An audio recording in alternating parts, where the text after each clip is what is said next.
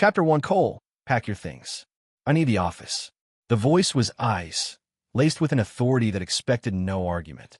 I looked up from my monitor into a pair of legs sheathed in flawless black stockings. They led up to a face that was as gorgeous as it was arrogant. Isabella Vance, the new CEO of Etheric Solutions and the chairman's one and only daughter. Trailing behind her was a slick-haired kid with a shifty gaze, who looked me over like I was something he'd scraped off his shoe. "Ms. Vance, what's this about?" I asked, my brow furrowing. I'd earned this office. 3 straight years as the top salesperson in the company. 3 years of grinding out deals that everyone else said were impossible. Every square foot of this space was paid for with my sweat. Isabella's red lips parted. Her tone was so dismissive, she might as well have been talking to the janitor. "This is Chad, my cousin. He just graduated from Wharton and is joining us as an intern. He'll be the new associate director of sales. This office is his now." "An intern? An associate director?" "Right. Your dad owns the place. You make the rules." I shot a glance at the kid, Chad. He was preening, soaking in the unearned privilege, already mentally redecorating his new office with a smug grin. "And me?" I asked, keeping the anger simmering just below the surface. Isabella extended a slender finger, nails painted a deep crimson, and pointed vaguely down the hall toward a small, unmarked door. "Isn't there a supply closet down there? Have someone clear it out. You can make do for now." The supply closet? A laugh, sharp and bitter, escaped my lips. The place was 50 square feet, tops. No windows, just stacks of obsolete computer towers and mildewed boxes of paper. Calling it a dog kennel would be a compliment. She wanted me, the director of sales, to work out of a damn closet. Heads began to pop out of a few neighboring offices. My colleagues stared, their expressions a mix of pity, schadenfreude, and a healthy dose of fear. The new boss was making a statement on her first day, and I was the sacrificial lamb. Chad swaggered over to my desk and slapped the polished wood surface as if shooing away a fly. "Hey, you heard her. Maya said to get lost. Chop chop, I don't have all day." I took a deep breath, the rage in my chest a burning inferno. 3 years. I'd been with Etherics for 3 years. Everyone thought I was just some sales prodigy, a guy who could talk anyone into a deal and was responsible for half the company's revenue. What they didn't know, what no one knew, was that the soul of Etheric Solutions, the proprietary AI-driven data analysis system we called Project Ether, ran on a core algorithm that I wrote from scratch. Back when this place was on the verge of bankruptcy, it was the old chairman, Arthur Vance, who bet his entire fortune and his unwavering trust on me, a college kid who hadn't even graduated yet. That bet created the Etherics of today. To repay his faith in me, I gifted the algorithm to the company, no strings attached, and was content to work behind the scenes as a simple sales director. Now, with Arthur retired and battling health issues, his daughter was here to humiliate me. "Fine. This is on you." I didn't say another word. I even managed to force a smile. "Of course, Ms. Vance. I'll clear out right away." A flash of surprise crossed Isabella's eyes, quickly replaced by an even deeper contempt. She thought I was scared, that I'd folded. Chad chuckled. "Good boy. You know your place." I just nodded, sitting back down on my computer. Right in front of them, I started slowly dragging files on my desktop to the trash. But beneath their line of sight, my fingers flew across the keyboard. A hidden command prompt materialized. Format D/FS, NTFS/P, 3, enter. A hidden, heavily encrypted, and physically isolated partition on my hard drive was instantly and irrevocably wiped clean, its data overwritten 3 times with random characters. That partition held the original source code for Project Ether. Without that source code, the current system was a skyscraper with its foundation dynamited. The slightest push, and the whole thing would come crashing down. With that done, I stood up and picked up the single small cardboard box from my desk. All it contained was a framed photo of me and Arthur Vance and a coffee mug I'd used for 3 years. I walked over to Isabella, smiling. "The office is all yours, Ms. Vance. I wish you and Mr. Vance the best of luck." Without waiting for a reply, I turned and walked toward the main entrance, ignoring her stunned expression. From behind me, Chad's voice dripped with scorn. "Yeah, beat it, loser." I didn't break my stride, but a cold smile touched my lips. Etheric Solutions, without Project Ether. Let's see how long you last. Chapter 2. I stepped out of the Etherix tower, the box tucked under my arm. The California sun was blinding. I squinted, pulled out my phone, and dialed a number I hadn't called in a long time. He picked up on the first ring. Cole? You son of a bitch. You finally remembered I exist. I was starting to think you died in that cubicle farm. The voice on the other end was a booming, friendly baritone. Leo Drake, founder of Apex Dynamics and my college roommate. Back in our MIT days, we were the two weirdos in the computer science department. He was the hardware savant, I was the software architect. Together, we'd swept nearly every collegiate coding competition in the country. When we graduated, he begged me to start a company with him. But out of loyalty to Arthur Vance, I joined Etherix, which was little more than a garage startup at the time. Leo, you busy? I'm buying you a drink, I said, my voice even. Leo immediately sensed something was wrong. Trouble? Where are you? I'm on my way. In front of the Etherix building. Don't move. Less than 10 minutes later, a screaming red Ferrari screeched to a halt in front of me. The window rolled down, revealing a face with a sharp jawline and an unshakable air of confidence. Leo's eyes scanned me, then settled on the cardboard box in my arms. Understanding dawned, followed by a loud curse. Holy shit, they fired you? Did old man Vance finally lose his mind? Arthur retired. His daughter's in charge now, I said, sliding into the passenger seat.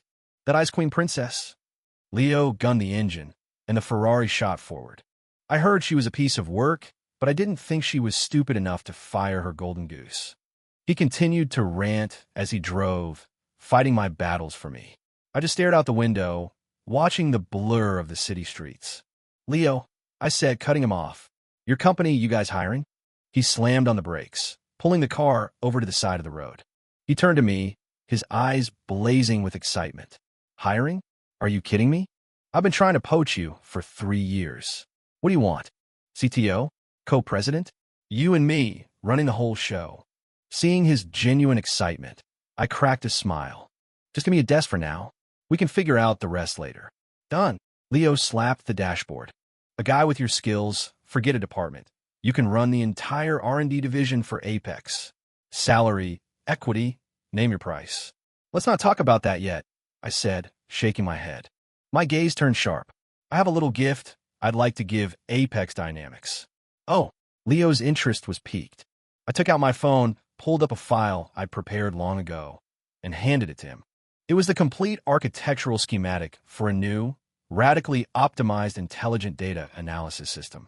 I called it Project Chimera. Chimera's algorithmic model was at least 2 generations ahead of Ether. If Ether was a horse-drawn carriage, Chimera was a bullet train. Leo only needed one look. His breath hitched. Though his expertise was hardware, his understanding of software architecture was world-class. He saw immediately the terrifying power contained within that schematic. You built this? He asked, his voice trembling slightly.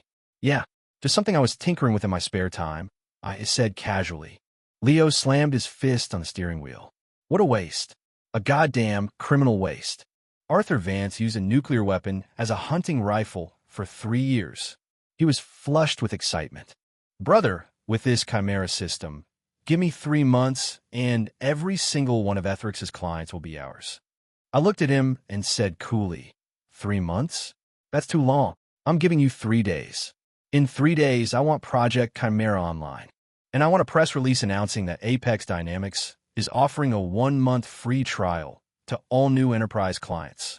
I want to make sure Isabella Vance doesn't even have the chance to beg me to come back. Chapter 3, Apex Dynamics, Engineering Department. When Leo personally escorted me into the open plan office filled with programmers, every head turned. Everyone listen up. This is Cole Miller, my best friend.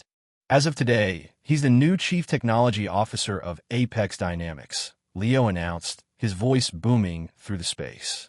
A wave of murmurs rippled through the room. People exchanged confused, skeptical glances. A kid who looked barely 25, showing up out of nowhere, was suddenly their boss's boss.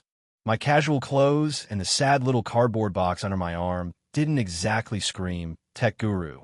A middle-aged man with thick glasses and a receding hairline stood up. He was the director of engineering, Mark Jennings. Leo, no disrespect to your decision, he began, but the CTO role dictates the entire future of our technology. Isn't this a bit sudden? At the very least, could we see Mr. Miller's resume? His project history? His words echoed the thoughts of everyone in the room. Leo chuckled, about to launch into a defense, but I held up a hand to stop him. I walked up to Mark and met his gaze. Resumes don't mean anything. Give me a workstation. 3 hours. My eyes swept across the room, meeting the skeptical faces.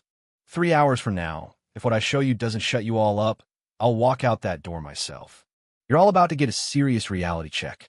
My audacity lit a fire under the engineering team. Who does this guy think he is? Is he channeling Steve Jobs or something?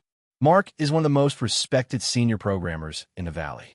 This kid is insulting him. Mark's face turned a shade of red. He felt his professional authority being challenged. Fine, he ground out, stepping aside from his own desk. Let's see what you've got. It was the most powerful workstation in the office. I didn't hesitate. I sat down. With dozens of pairs of eyes fixed on me, my fingers began to dance across the keyboard. No blueprints. No reference documents. The entire architecture, every line of code, was already etched into my brain. Complex algorithms flowed onto the screen like a river, my typing speed so fast it was a blur. At first, the engineers watched with amusement, waiting for the crash and burn. But slowly, their expressions began to change. Disdain melted into surprise, which morphed into shock, and finally, settled into a deep, unnerving awe. My God, that function encapsulation, it's perfect. How did he even think of that? That multi-threading protocol completely bypasses every potential resource conflict. This isn't code. This is art. Mark stood right behind me, beads of sweat forming on his forehead. His body was trembling with excitement. He understood better than anyone what he was witnessing. I was building a vast and intricate digital empire, and every single line of code glittered with genius. The work I'd estimated would take 3 hours, I finished in 90 minutes, typing the final line of code. The entire core framework of Project Chimera was complete. I stood up, pushed the keyboard away, and looked at the stunned silent Mark Jennings. The rest is just data population and UI optimization. I'll leave that to you and your team. I want it ready to launch in 3 days. Without another word, I turned and walked toward the office Leo had prepared for me, leaving behind a team of engineers who looked like they'd just seen a ghost. Mark stared at the flawless system architecture on the screen, his knees weak. He nearly collapsed. He finally understood what kind of god he had just challenged. He turned toward my retreating back and gave a deep, respectful bow. The engineering department was dead silent. Then, it erupted in thunderous applause. Chapter 4 Meanwhile, in the CEO's office at Etheric Solutions, Isabella Vance was leaning back in her plush leather chair, sipping an artisanal coffee, savoring the feeling of absolute power. She had just signed an order reassigning the company's largest client account to her cousin, Chad. It was a blatant violation of company policy, but she couldn't care less. In her mind, the company was her family's property. She could do as she pleased. Chad stood beside her, a sycophantic grin plastered on his face. You're a natural at this, Isabella. The moment that coal guy left, the whole sales floor got a lot quieter. They'll all be eating out of your hand now. Isabella nodded, pleased. He was just a salesman with an inflated ego, as if the company couldn't function without him. Ridiculous. Just then, the office door flew open. The head of IT, Kevin Peterson, stumbled in, his face pale and drenched in sweat. Ms. Vance, it's a disaster. A complete disaster. Isabella's brow tightened in annoyance. Get a hold of yourself, Kevin. What is it? The system. Project Ether. It's crashed, he stammered. Crashed. Isabella paused, then waved a dismissive hand. Then reboot it. It's not the end of the world. It's not a reboot issue. Kevin sounded on the verge of tears. The core data is gone. Completely wiped. The entire system is an empty shell. All of our client profiles, sales metrics, analysis models, everything gone. What? The coffee cup slipped from Isabella's hand, crashing to the floor and staining the expensive Persian rug. Her face went white, her hand trembling. How is that possible? What about the backups? They're useless. The source code for the core algorithm is missing. Without the root files, all our backups are just unreadable garbage. Ms. Vance, the system, it's dead. Isabella felt the room spin, her mind a blank slate of panic. Project Ether was the company's heart and soul. Every single business operation depended on it. Without the system, Etheric Solutions was blind and paralyzed. Fix it. Find a way to fix it now, she screamed. Kevin looked devastated. We can't, Ms. Vance. The system's architecture is impossibly complex. The encryption is unlike anything we've ever seen. No one can touch it except its creator. Its creator? Isabella latched onto the word like a lifeline. Who is it? Find him. I don't care what it costs. Get him here now. Kevin hesitated, then spoke with difficulty. Ms. Vance, nobody in the company officially knows who created the system. All we know is that every time it needed a major update or maintenance, Cole Miller came to the server room with a direct order from your father and worked on it alone. Cole Miller? The sales director she'd just banished to a supply closet? Isabella swayed, nearly collapsing. A ridiculous, terrifying thought crashed into her mind. No, it can't be. He's just a salesman. Chad was dumbfounded. Isabella, you don't think it wasn't that loser, was it? Loser? Kevin shot him a look of pure pity. If the man who built Project Ether is a loser, then every single person in my department is less than dirt. Isabella scrambled to her desk, snatched the phone, and frantically dialed human resources. Give me Cole Miller's employee file. Everything you have. Now. A few minutes later, an encrypted file arrived in her inbox. Using her father's master credentials, she opened it. As her eyes scanned the lines of his real resume, the breath caught in her throat. Massachusetts Institute of Technology, dual PhDs, computer science and artificial intelligence. 3-time champion, Aegis International Programming Competition. Core contributor to multiple world-renowned open-source projects. And all of it was stamped with the highest level of confidentiality. At the very bottom of the file was a handwritten note from her father, Arthur Vance. Cole is the cornerstone of this company, the pillar that holds up the sky. To see him is to see me. Isabella slumped into her chair, her face ashen. She finally understood. She hadn't just fired a sales director. She had exiled the god. Chapter 5 rang. The shrill ring of the telephone was like an executioner's bell in the dead silent office. Isabella sat motionless, lost in a fog of despair. It was her assistant who spoke, her voice trembling. Ms. Vance, it's Mr. Harrison from Omnicorp.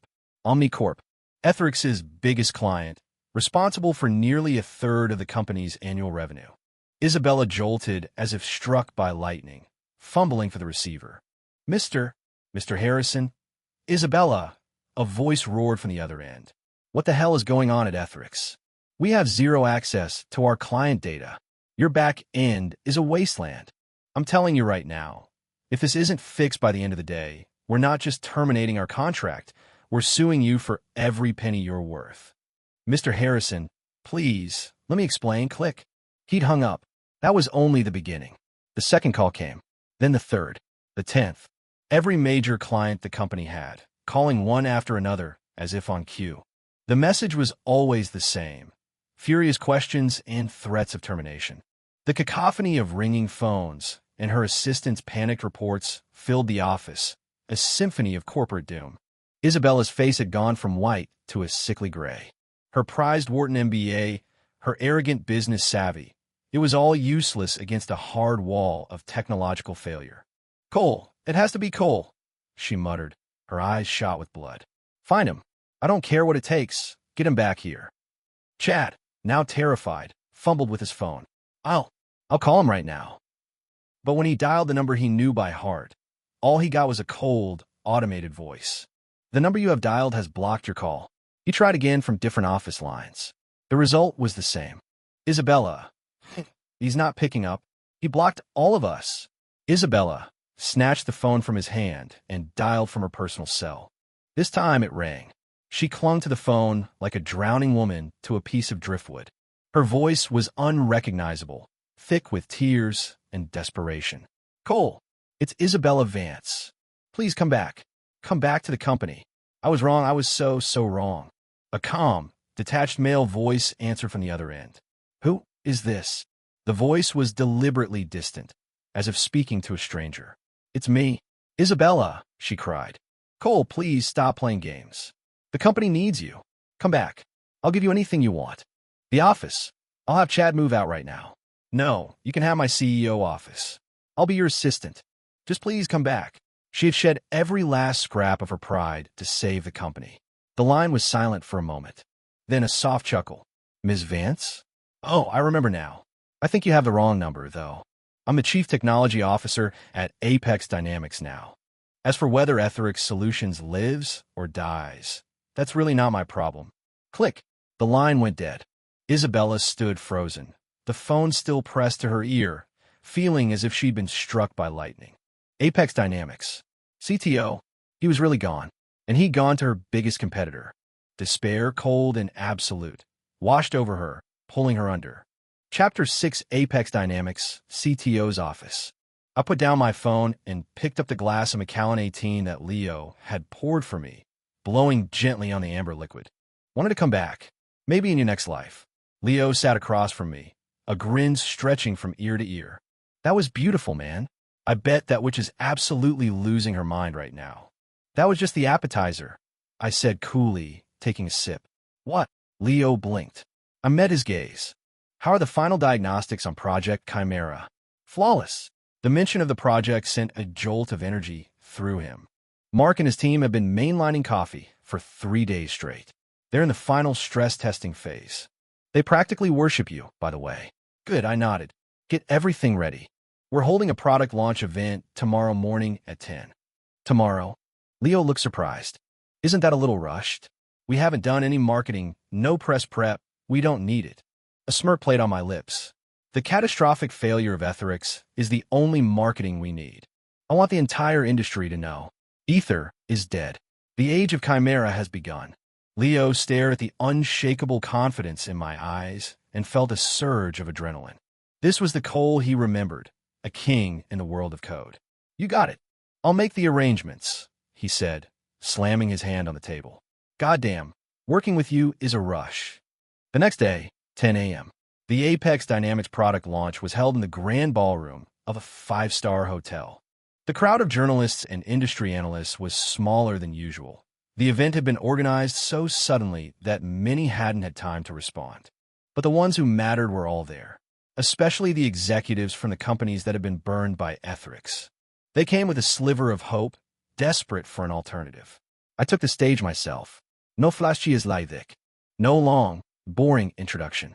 I simply projected the live interface of Project Chimera onto the massive screen behind me. Ladies and gentlemen, I know why you're here today, I began.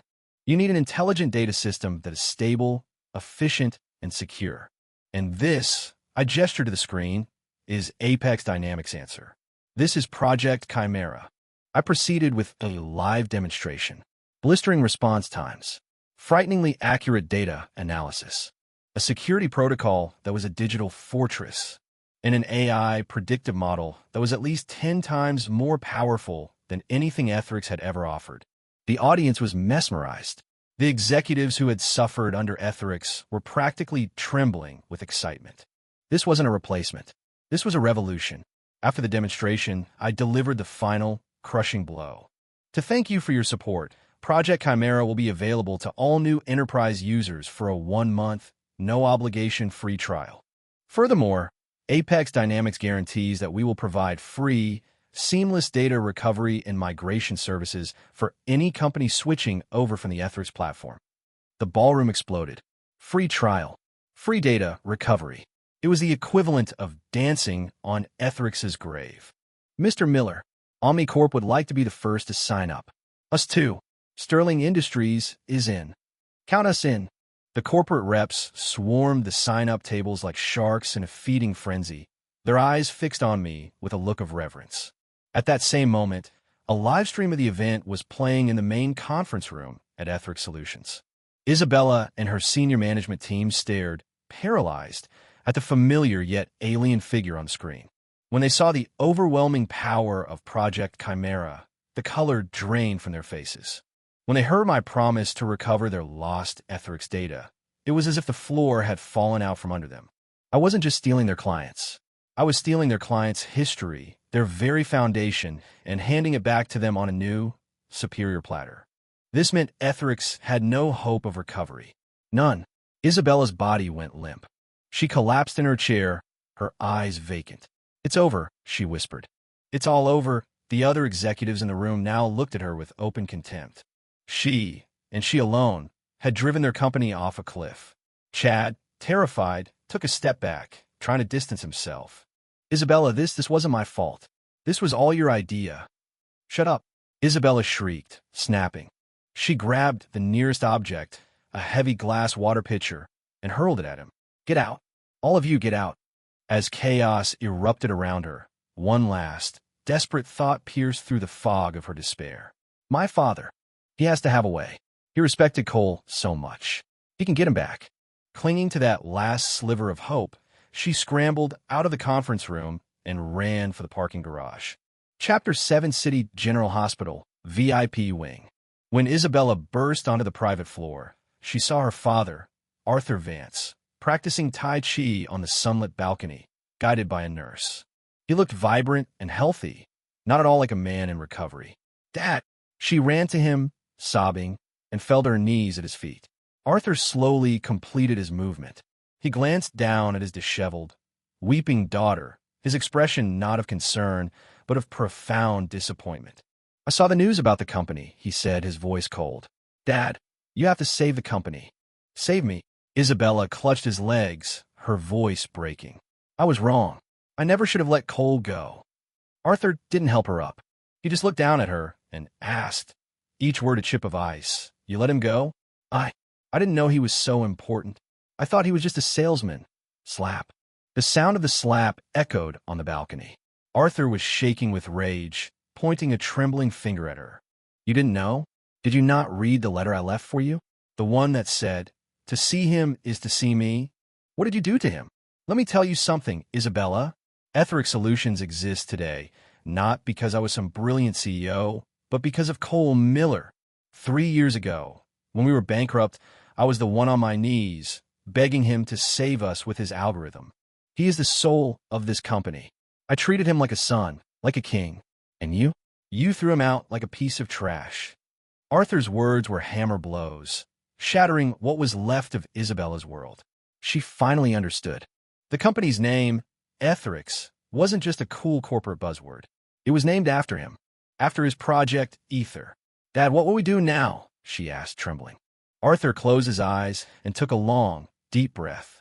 When he opened them again, they were filled with cold resolution. "You're fired. As of this moment, you're no longer the CEO of Etheric Solutions." "And I," he said, his voice heavy with grim determination, "am going to swallow what's left of my pride, and I'm going to beg him to come back." Chapter 8 Apex Dynamics, Office of the CTO. I stood before the floor-to-ceiling windows, watching the endless stream of traffic flowing through the city below. Leo was beside me, waving a tablet. "It's insane, Cole. Absolutely insane. It's been less than 24 hours since the launch, and we have over 1,000 pre-registered enterprise users for Chimera. Etherix's entire client base is migrating over in droves." I smiled. It was all going according to plan. Just then, a soft knock came at the door. My new assistant peeked her head in, her expression hesitant. "Mr. Miller, there are 2 visitors here. They say they're old acquaintances. They don't have an appointment, but they're insisting on seeing you." "Acquaintances?" I turned around and saw 2 figures standing in the doorway that I never expected to see here. Arthur Vance, and trailing behind him, the hollowed-out ghost of his daughter, Isabella. Leo's face hardened. He was about to tell them to get lost when I raised a hand to stop him. "Arthur, this is a surprise," I said, my tone perfectly neutral. Arthur forced a smile that was more like a grimace. He walked forward and, before I could react, gave me a deep, formal bow. "Cole," he said, his voice thick with emotion. I came here to apologize." His gesture stunned Leo into silence. Isabella flinched as if she'd been struck, her eyes wide with disbelief as she watched her powerful father bow to an employee she had fired. "Arthur, you don't have to do that," I said, stepping to the side, refusing to accept the gesture. Yes, I do. Arthur straightened up, then grabbed Isabella by the arm and shoved her forward. You worthless girl. Apologize to Cole. Now, Isabella stumbled, her knees buckling, and collapsed onto the marble floor in front of me. The humiliation was too much. Fresh tears streamed down her face. Mr. Miller, she choked out. I am sorry. I was blind. I was an idiot. Please come back to ethics. She lowered her head, her forehead nearly touching the cold floor in a gesture of complete submission. Too little, too late. I looked down at her, my expression unmoved. Arthur, seeing my indifference, quickly laid out his offer. Cole, if you come back, I'll sign over 51% of ethics to you, free and clear. You'll be the new chairman.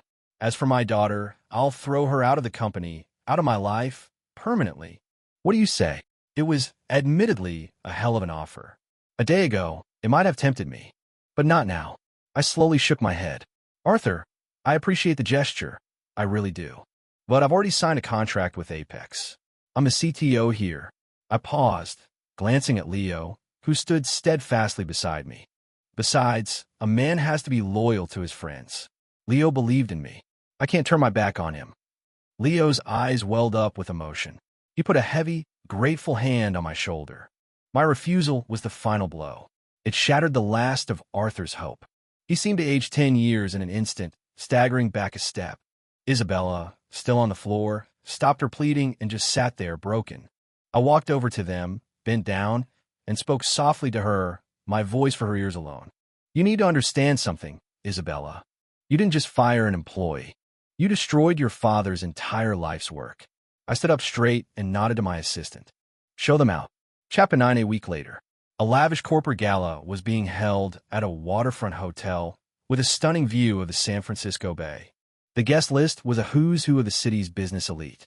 The moment Leo and I walked into the ballroom, we became the center of gravity. Every eye in the room turned to us, a mixture of awe, envy, and curiosity. Is that him? Cole Miller, the new CTO of Apex Dynamics. That's the guy, the creator of Project Chimera. They say he single-handedly dismantled Etherix in 3 days. Dismantled? I heard Etherix just filed for bankruptcy. Apex is about to acquire them. A prodigy, a true boy wonder. The same titans of industry who wouldn't have given me the time of day a month ago were now lining up to shake my hand, their words dripping with praise. I handled it all with a calm smile. My gaze drifted across the room and landed on two familiar, pathetic figures huddled in a dark corner. Isabella and Chad. They had somehow managed to get an invitation, but now they were pariahs, completely ignored. Isabella was wearing a cheap-looking dress, her face gaunt, the fire in her eyes completely extinguished. Chad was just glaring at me, his eyes filled with a venomous hatred. As I was about to look away, Chad grabbed a glass of wine and staggered toward me. Miller, he slurred, reeking of alcohol. You traitor. You backstabbing snake. You ruined my family. I'll kill you, he roared and flung the red wine at my face. I tensed, ready to step aside, but Leo was faster. He shot out a leg and kicked Chad squarely in the stomach, sending him sprawling to the floor. Who the hell do you think you are, causing a scene in here? Leo growled. Hotel security was on him in a second, dragging the sputtering, cursing Chad out of the ballroom like a sack of garbage. I hadn't even moved a muscle. The drama was over as quickly as it began. I shook my head, watching Chad's undignified exit. Then, Isabella approached. She stopped in front of me, her head bowed, her voice a raw whisper. I am sorry. It was the third time she had apologized to me. But this time, there was no desperation in her voice, only a quiet, resigned acceptance of her fate. I looked at her, my voice flat.